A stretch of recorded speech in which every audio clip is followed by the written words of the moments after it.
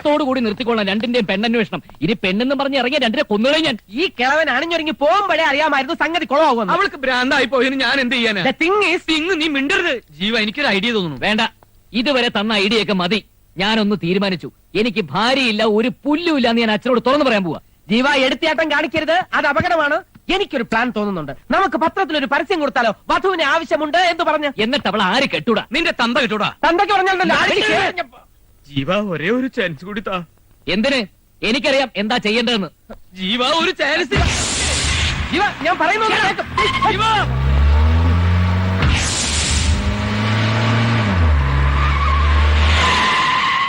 അച്ഛനുണ്ടോ? ഗാർഡനിലുണ്ട്. മോനെ. Pot pot pot pot pot pot. അയ്യോ, കരയല്ലേ കരയല്ലേ കരയല്ലേ. നിങ്ങൾ എന്തായി കാണിക്കുന്നത്? ആരാ നിങ്ങള്? ഞങ്ങൾ പിന്നെ അഡോപ്റ്റ് ചെയ്യാൻ വന്നതാ. എങ്ങനെ എങ്ങനെ എങ്ങനെ ഒന്നുകൂടി പറഞ്ഞേ. എന്റെ മോനെ ഒരുമാതിരി. എന്താ ഇത്? മിസ്റ്റർ, മര്യാദകൾ കാണിക്കരുത്. എന്താ ഇവിടെ ജീവൻ? എന്താ ഇവിടെ പ്രശ്നം? അച്ഛോ, ഒരുമാതിരി അച്ഛന്മാരുടെ സ്വഭാവം എന്നോട് കാണിക്കരുത്. എന്താ ജീവൻ? എപ്പോ വന്നു? ഞാനിപ്പോ വന്നുകൊണ്ട് അച്ഛന്റെ കളി പൊളിഞ്ഞു. എന്റെ കളിയോ? എന്ത് കളി? ഇയാൾ ആരാ? ഞാനിവന്റെ തന്ത. What do you want, man? എന്ത് കൂത്താ താനീ കാണിക്കുന്നത്? അച്ഛോ, ഇവൻ എനിക്ക് വേണമെന്ന് ഞാൻ പറഞ്ഞിരുന്നല്ലേ? അച്ഛൻ സമ്മതിച്ചതാ. എന്നിട്ട് ഈ കാണിക്കുന്ന എന്താ?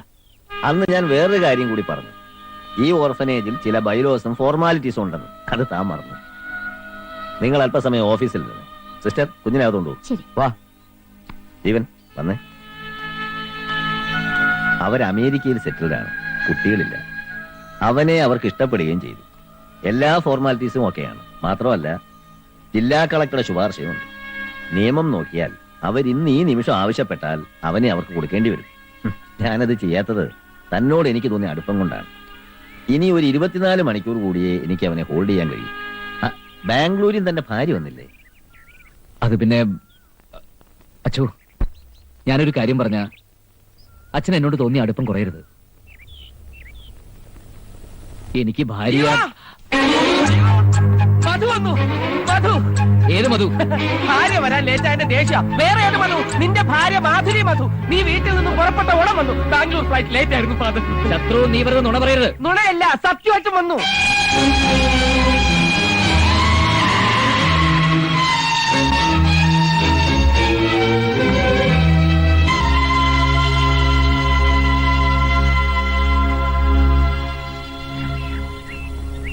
പെണ്ണിനെ കിട്ടിയോ?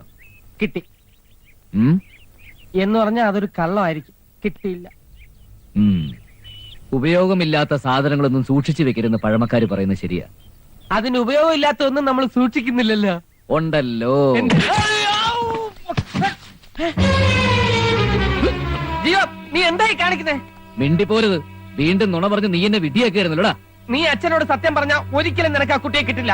അതുകൊണ്ടാണ് ഞാൻ ഒരു നുണ കൂടി പറഞ്ഞത്. 5-8 കൊല്ലം മുമ്പ് ഇതേപോലൊരു സ്ഥലത്ത് കാലിയായ പോക്കറ്റും ഒഴിഞ്ഞ വയറുമായി നടുറോട്ടിൽ പകച്ചു നിന്നിരുന്ന നിന്നെ കൂട്ടിക്കൊണ്ടുപോയി ഒരു കൂടപ്പുറപ്പിനെ പോലെ കൊണ്ടുകിടന്ന എന്നെ കുരങ്ങ് എളുപ്പിച്ച് വേണം നിനക്ക് സഹായിക്കാൻ. അല്ലടാ, എനിക്ക് തന്നെ കാണണ്ട. വയ്ക്കോ. ശരിയാ, തെരുവിൽ കിടന്ന് എന്നെ ഇത്രയൊക്കെ ആക്കിയത് നീയാ. തിരിച്ച് അതേ തെരുവിലേക്ക് വലിച്ചെറിയാനുള്ള അവകാശം നിനക്കുണ്ട്.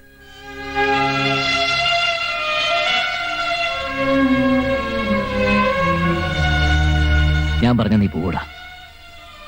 എന്നെ വിട്ട് നിനക്ക് പോകാൻ പറ്റുമോ? സോറിടാ, ഞാൻ ആകെ അപ്സെറ്റായി പോയി. അച്ഛൻ പറഞ്ഞ നീ കേട്ടില്ലേ? 24 മണിക്കൂർ. അതിനുള്ളിൽ എന്ത് അത്ഭുതം സംഭവിക്കാം. അവനെ നമുക്ക് കിട്ടാൻ പോകുന്നില്ല, തീർച്ച. നീ സമാധാനായിരിക്കും. കുഞ്ഞിനെ നമുക്ക് തന്നെ കിട്ടും. ഈശ്വരൻ എന്തെങ്കിലും വഴി കാണിച്ചു തരും. I have no hope.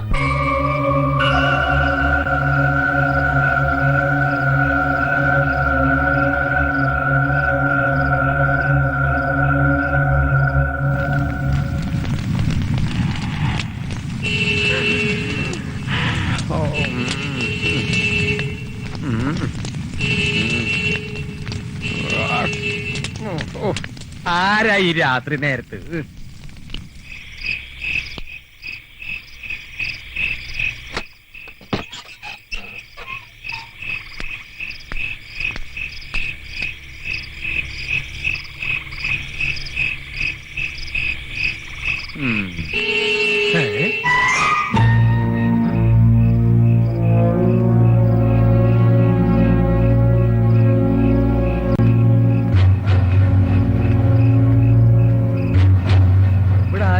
കാണുന്നില്ലല്ലോ.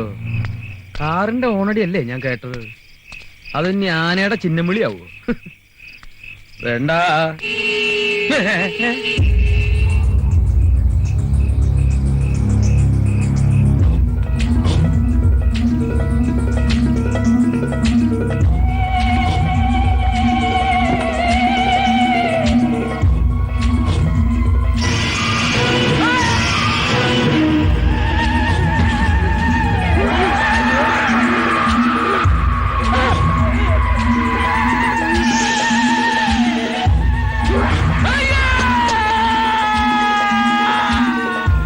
എന്താ ഓലോച്ച പൗലോസേട്ടാ?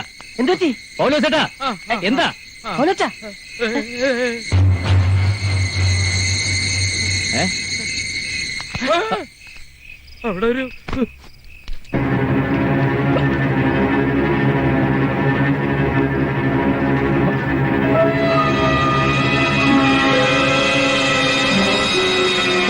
ഇവിടെ എങ്ങ ആരെയും കാണുന്നില്ലല്ലോ.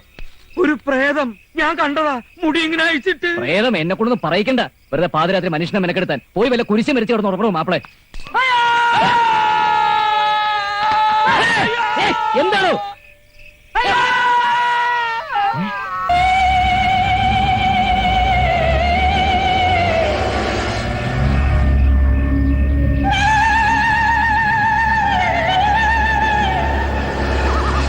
ഇന്നെന്താ ആഴ്ച?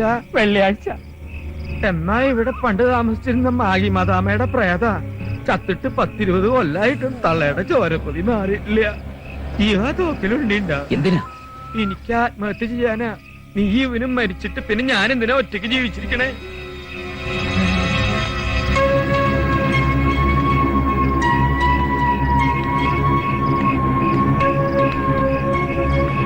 ആരാടി നീ? ചോദിച്ചു കേട്ടില്ലേ ആരാന്ന്?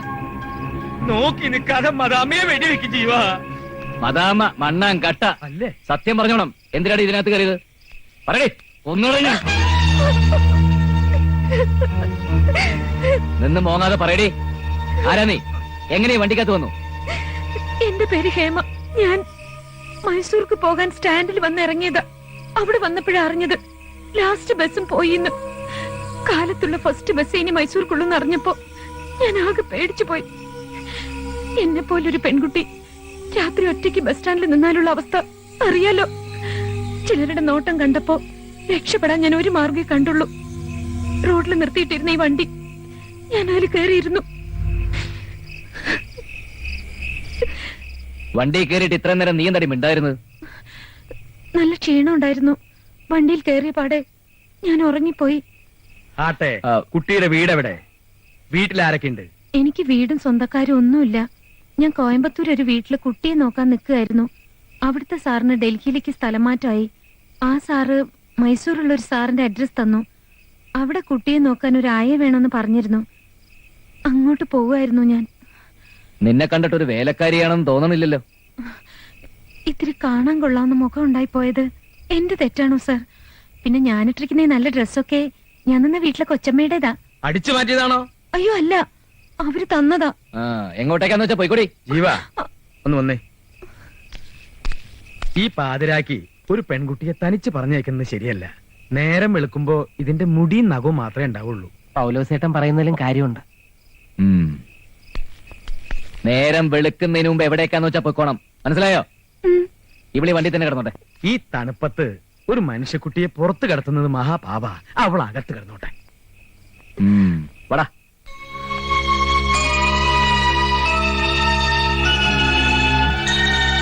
ജീവ, എന്താ? അവളെ നാളെ രാവിലെ തന്നെ പറഞ്ഞു വിടണോ? പിന്നല്ലാണ്ട് നമ്മുടെ ആവശ്യമൊക്കെ കഴിഞ്ഞിട്ട് സന്തോഷായിട്ട് പറഞ്ഞു വിട്ട പോലെ. ഓ, വയസ്സുകാലത്ത് കിളവന്റെ ഒരു പൂജ. ഞാൻ പറഞ്ഞത് ആർത്ഥത്തിലല്ല. പിന്നെ ദൈവമാണ് ഇപ്പൊ ആ പെണ്ണിനിവിടെ എത്തിച്ചത്. ആ പെൺകുട്ടിയെ കണ്ടിട്ട് ഏതോ നല്ല കുടുംബത്തിൽ പിറന്ന ലക്ഷണമുണ്ട്. നിനക്കാണെങ്കിൽ ഇപ്പൊ ഒരു ഭാര്യയും വേണം. ഏത് മനസ്സിലായ? ഏയ്, അതൊന്നും ശരിയാവില്ല. ഊരേതാ പേരേതാന്നൊന്നും അറിയാതെ. ഊരും പേരും ജാതകമൊക്കെ നോക്കാൻ താലി കെട്ടി ഭാര്യയാക്കാനൊന്നുമല്ലല്ലോ. ഭാര്യയായിട്ട് അരമണിക്കൂർ അഭിനയിക്കില്ലേ വേണ്ടു. അത് ശരിയാവൂ? ശരിയാക്കുന്ന കാര്യം ഞങ്ങൾ ഏറ്റു. ഒന്ന് ഡെക്കറേറ്റ് ചെയ്ത് എടുത്താൽ നിന്റെ ഭാര്യയല്ലെന്ന് ഒരു പുരോഹിതനും പറയില്ല.